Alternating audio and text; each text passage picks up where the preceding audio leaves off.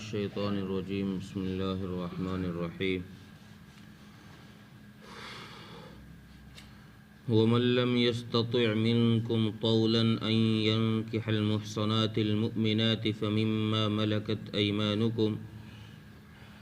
أيمانكم من فتياتكم المؤمنات والله أعلم بإيمانكم بعضكم من بعض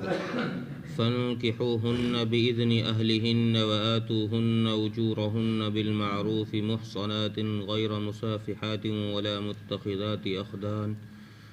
فإذا أحصن فإن أتين بفاحشة فعليهن نصف ما على المحصنات من العذاب ذلك لمن خشي العنة منكم وأن تصبروا خير لكم والله غفور رحيم۔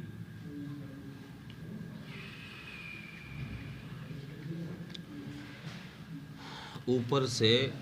نکاح کا تذکرہ چل رہا تھا۔ کچھ عورتیں وہ بتائی تھی جن سے نکاح حرام ہے۔ اس کے علاوہ قرآن نے کہا کہ ساری عورتیں مسلمان عورتیں تمہارے لیے حلال ہیں، چاہے جس سے نکاح کر لو۔ اب آگے چونکہ ایک مسئلہ یہ پیش آ رہا تھا کہ کچھ لوگ وہ ہوتے ہیں کہ جن کو آزاد عورتوں کے ساتھ نکاح کرنے کی حیثیت نہیں ہوتی، غریب طبقے کے لوگ، ان کے پاس اتنا مہر نہیں ہوتا۔ مثلا معاشرے میں مہر کا رواج چل رہا ہو 50,000 لاکھ کے حساب سے، اب سامنے والا اس حیثیت کا ہے کہ اس کی حیثیت ہے 5,000 کی۔ اب وہ معاشرے میں اگر کسی آزاد عورت سے نکاح کرنے لگے تو لوگ دباؤ ڈالیں گے کہ بھئی 50,000 مہر کا رکھو پھر نکاح ہوگا۔ اب چونکہ اس کے پاس ہے نہیں 50,000 تو اب ایسا شخص کیا کرے؟ اب خواہشات اس کے بھی ہیں، اس کو بھی یہ ڈر ہے کہ بھئی اگر میں نے نکاح نہ کیا تو کہیں مجھ سے کوئی گناہ سرزد نہ ہو جائے، کوئی غلطی نہ ہو جائے۔ تو اس صورت میں شریعت نے ایک حل بتایا ہے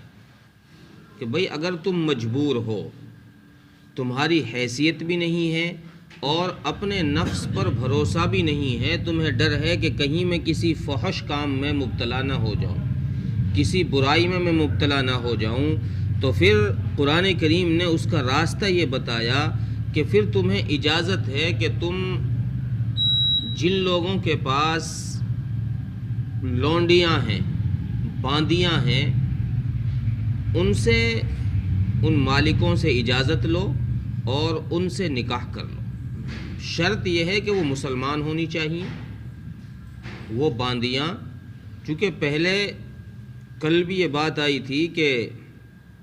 شروع میں جب جہاد کا حکم تھا، مسلمان جہاد کر رہے تھے، تو دارالحرب سے، جس دارالحرب کو فتح کیا جاتا، وہاں سے کچھ عورتیں بھی مال غنیمت کے طور پر قبضے میں آ جایا کرتی، تو مسلمانوں کا جو خلیفہ ہوتا وہ ان کو مسلمانوں میں تقسیم کر دیتا، سپاہیوں میں، فوجیوں میں جو جہاد کرنے کے لیے گئے تھے، تو جس کے پاس وہ لڑکی گئی یا وہ عورت گئی، وہ اس کی باندی بن جاتی تھی، اس کی غلام رہتی تھی۔ اب اس کی نسلیں بھی اسی کی غلام رہیں گی جب تک یہ آزاد نہیں کریں۔ تو شریعت نے یہ ان غلاموں کا مہر بھی آزاد عورتوں کے مقابلے میں کم ہوتا تھا، اور لوگ آزاد آدمی غلام سے، باندی سے نکاح کرنے کو عار محسوس کرتے تھے، شرم کی بات۔ یعنی ہر ایک کی ہمت نہیں پڑتی تھی کسی غلام سے نکاح کرنے کے لیے، کسی باندی سے نکاح کرنے کے لیے، آزاد آدمی کی۔ تو اب شریعت نے یہ حل بتایا کہ بھئی شرمانے کی ضرورت نہیں ہے، اب تمہاری حیثیت نہیں ہے 50,000 مہر دینے کی، تو 5,000 والا باندی کا مہر دے دو اس کے مالک کو، اور اس سے اجازت لے کر اس باندی سے نکاح کر لو۔ اگر تمہیں یہ ڈر دکھ رہا ہے کہ بھئی میں نے اگر نکاح نہیں کیا تو میں غلط کام میں مبتلا ہو سکتا ہوں، گناہ مجھ سے ہو سکتا ہے، تو پھر ایسا کرو، تم اس باندی ہی سے نکاح کر لو۔ کیوں؟ اس لیے کہ اللہ جانتا ہے تم میں ہو سکتا ہے بہت سارے آزاد مرد عورتوں سے بہت ساری غلام لڑکے لڑکیاں افضل ہوں تقوی کے اعتبار سے، ایمان کے اعتبار سے، چونکہ ایمان کا پیمانہ ناپنے کا تو اللہ کے پاس ہے، اللہ جانتا ہے کون کس درجے کا ایمان والا ہے، کس کے پاس کتنا ہے۔ آزاد آدمی کے پاس زیادہ ایمان ہے یا غلام کے پاس زیادہ ایمان ہے، آزاد عورت کے پاس زیادہ ایمان ہے یا غلام عورت کے پاس زیادہ ایمان ہے، تو اللہ جانتا ہے۔ اس لیے اللہ نے فرمایا واللہ اعلم بایمانکم، اس سے گھبرانے کی ضرورت نہیں ہے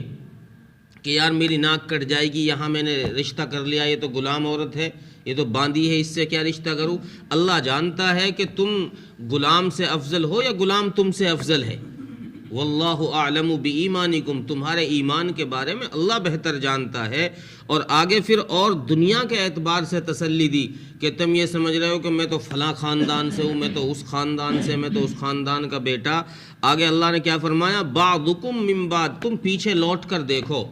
اپنے پیچھے کی طرف دیکھو، یعنی اشارہ کیا ہے حضرت آدم علیہ السلام کی طرف کہ تم سب ایک ہی کی ہو، مرد بھی، عورت بھی، اور غلام بھی، آزاد بھی، سب ایک ہی سے نکلے ہوئے ہو، اس لیے تم میں فرق کس چیز کا، آر کس چیز کی۔ تو قرآن نے غریب لوگوں کے لیے یہ تسلی دی کہ تم یہ نہ سمجھو کہ یار ہماری حیثیت نہیں ہے آزاد سے کرنے کی، اب غلام سے کریں یار ناک کٹ جائے گی، ناک کٹ جائے گی۔ تو قرآن نے ان کو تسلی کیا دی کہ اس سے گھبرانے کی ضرورت نہیں، ہو سکتا ہے یہ ایمان میں تم سے بھی اچھے ہوں، اور اگر ایمان میں تم سے اچھے نہیں ہوئے تو پھر نسب کے اعتبار سے جو تمہاری ناک کٹ رہی ہے، اس نسب میں جب تم پیچھے دیکھو گے تو سب ایک ماں باپ کی اولاد ہیں، بعضکم من بعض، سب ایک ہی کی اولاد ہیں، گھبرانے کی ضرورت نہیں ہے۔ اچھا جی، اس کے ساتھ ساتھ ہی یہ تو ہوا نکاح کا مسئلہ کہ اگر صاحب حیثیت نہ ہو تو پھر غلام سے نکاح کر لے اس کی مالک کی اجازت سے۔ اگر بغیر مالک کی اجازت سے نکاح کیا تو فقہاء نے مسئلہ لکھا ہے کہ نکاح تو ہو جائے گا، لیکن اس مالک کو اختیار ہوگا کہ ان میں جدائی رکھے، ان کو دور ہی رہنے دے، پاس نہ آنے دے۔ جس کی وہ باندھی ہے اس کو یہ اختیار ہوگا کہ اس باندھی کو اس کے پاس نہ جانے دے، نکاح تو منعقد ہو جائے گا، لیکن قربت میں اس مالک کا اختیار چلے گا۔ اچھا، اسلام نے باندیوں سے نکاح کرنے سے روکا کیوں ہے؟ اس کی وجہ فقہاء نے یہ لکھی ہے کہ ایک وجہ تو یہ ہے کہ جس عورت سے نکاح کیا جا رہا ہے، جس عورت سے نکاح کیا جا رہا ہے، یہ عورت کسی شخص کی غلام ہے، باندھی ہے، اور انسان یہ چاہتا ہے کہ میری اولاد آزاد ہو، کسی کی محتاج نہ ہو۔ ہر آدمی یہ چاہتا ہے کہ میری اولاد کسی کی ماتحتی میں نہ رہے، کسی کے تابع زندگی نہ گزارے۔ اگر تم نے کسی باندھی سے نکاح کر لیا تو وہ جو اولاد جنے گی، اس سے جو اولاد پیدا ہوگی، یہ اس شخص کی غلام ہوگی جس کی وہ باندھی غلام ہے۔ بھلے ہی نکاح کسی سے ہو گیا اس کی اجازت سے، لیکن اب بھی اس کی اولاد اسی کی غلام ہوگی۔ اس لیے شریعت نے روکا ہے کہ تم باندیوں سے نکاح ہی نہ کرو،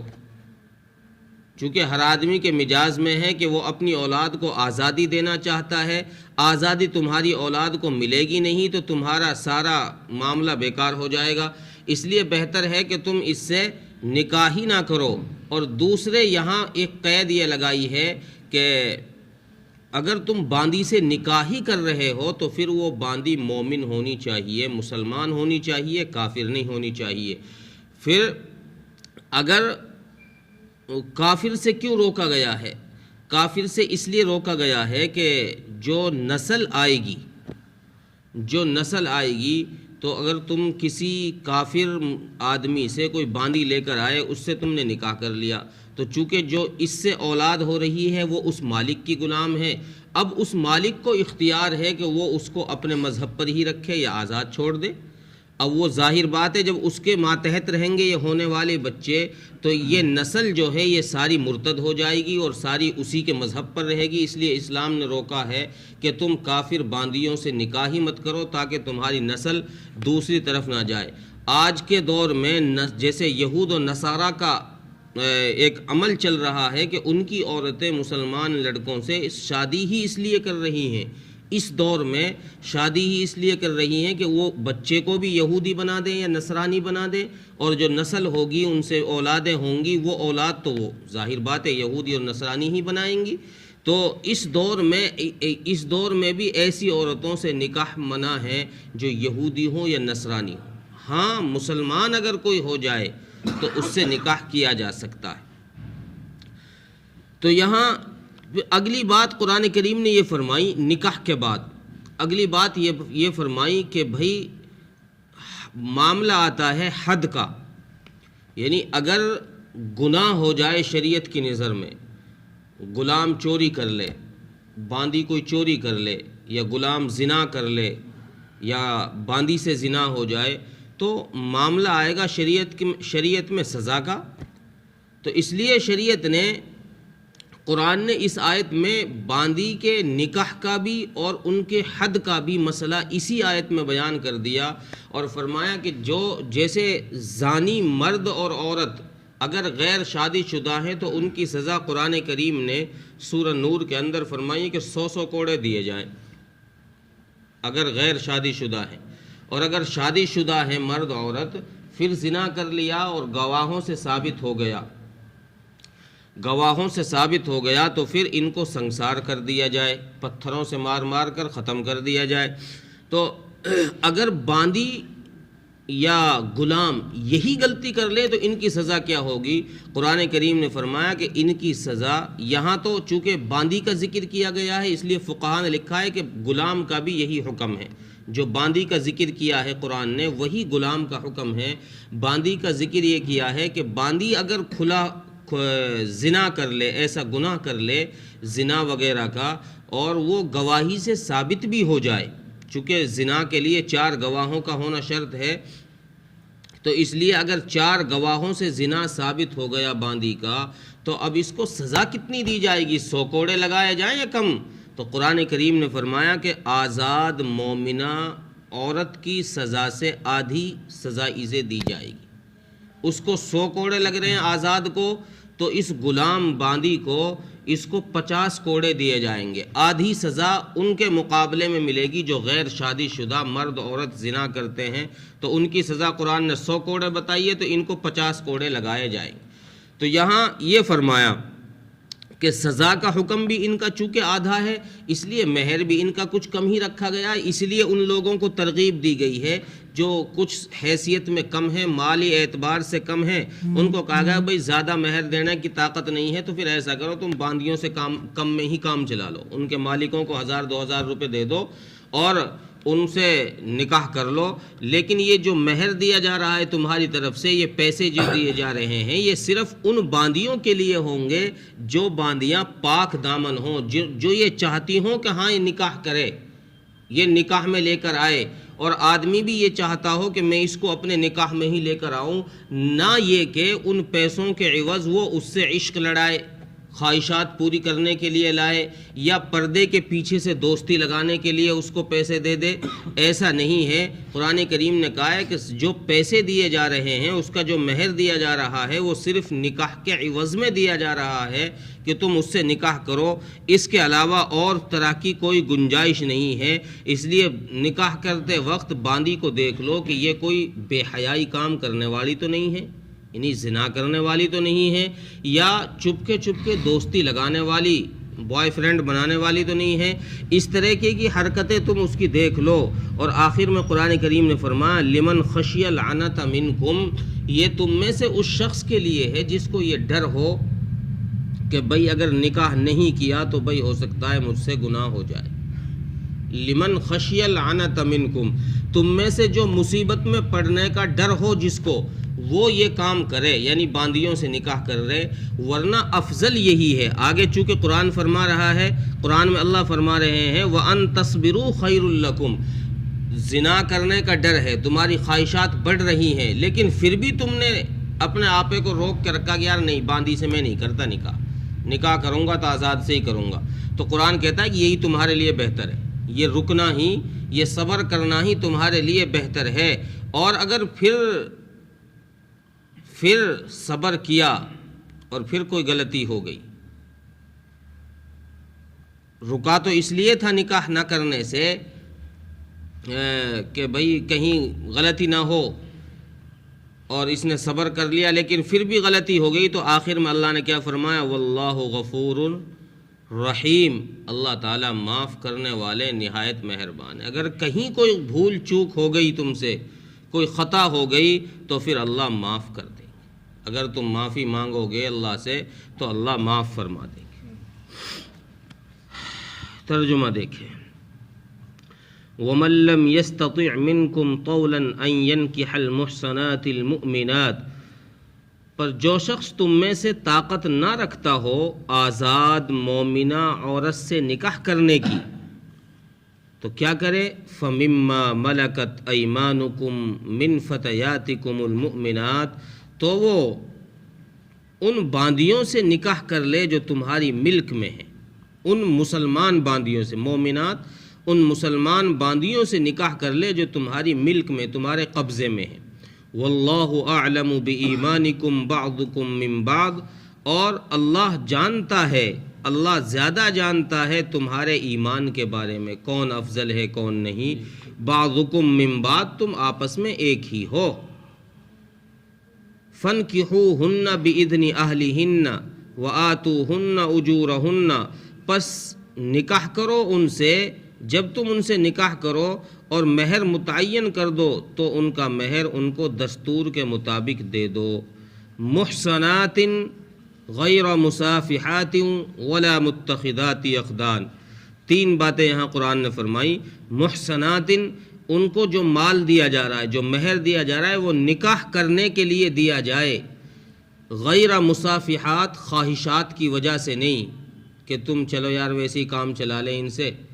نہیں۔ ولا متخذات اخدان، اور نہ پردے کے پیچھے سے دوستیاں لگانے کے لیے کہ واٹس ایپ پہ میسج سے ہی باتیں کرتے رہو۔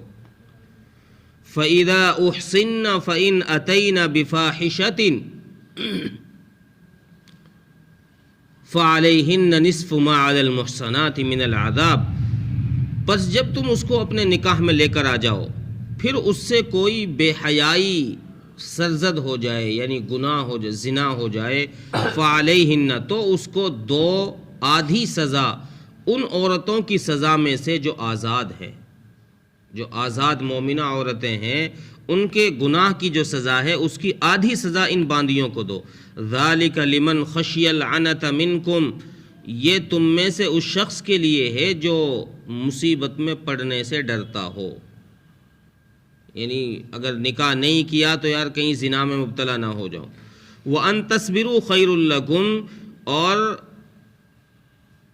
جس کو امید ہو صبر کرنے کی تو اس کے لیے بہتر یہی ہے کہ وہ اپنے آپ کو روکے رکھے اور صبر کرے۔ واللہ غفور الرحیم، اور اللہ تعالیٰ معاف کرنے والے